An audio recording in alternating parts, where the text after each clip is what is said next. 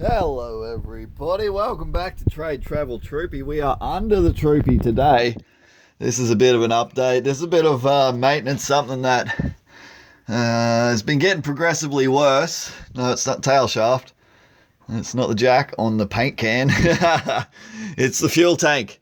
The fuel tank has been leaking diesel.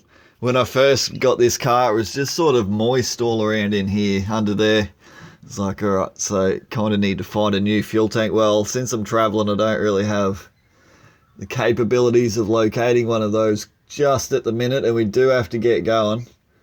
But turns out we had a hole in the fuel tank.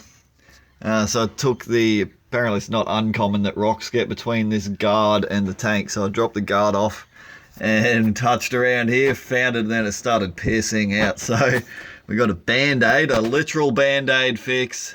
Put a big glob of silicone on it, stuck it over the hole, and then more silicone, bandage, more silicone, more bandage, and more silicone. So we have a nice humongous patch.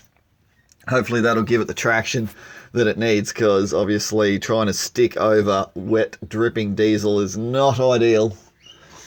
But other than that, the Troopy is okay. The Troopy is okay. We've still got a bit of engine oil residue happening on this side from when the dipstick blew out, so we'll have to go back to the car wash, give that a second clean. And we still have no bash plate for the gearbox bash plate. We need to locate one of those. So we're after fuel tank, possibly the fuel tank bash plate, gearbox bash plate, and that is about it. Life's good. Got to work out maybe the vent isn't working that good on the fuel tank. Sometimes when I open it, it gets filled up with pressure, like what tends to happen. Certain cars. So I know on the Subaru Brumby, the fix is you drill a hole through the cap. I'm not sure if that is a legitimate fix on the Land Cruiser or not. Other than that, everything's good. And that's a quick update. We got to wait now for paint to dry. No, we're waiting for silicone to dry. And then we can hit the frog and toad.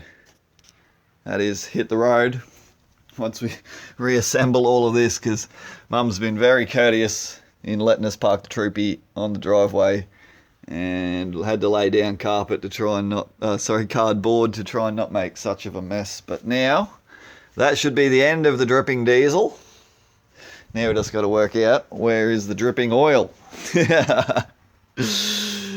Never a dull moment at Trade Travel Troopy. Everything looks good. There's still a bit in there, so I think it's just leftover mess when the dipstick blew out. We did a similar, put some more silicone on the dipstick so it seals a little better, but really we're going to need to get a better catch can. This one here, I modified it with a little cup thing and a lid and stuff to stop it. I wouldn't say spraying everywhere, but you know what it's like. But yeah, because everything on this side was that oily, look at the headlight protector still bleeding. And under here, missed a few spots at the car wash. So, and cleaned under the bonnet.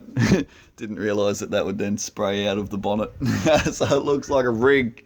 Currently looks like a rig. We'll get this video uploaded to you right now. Thanks for tuning in. Be good or be good at it. Bye-bye.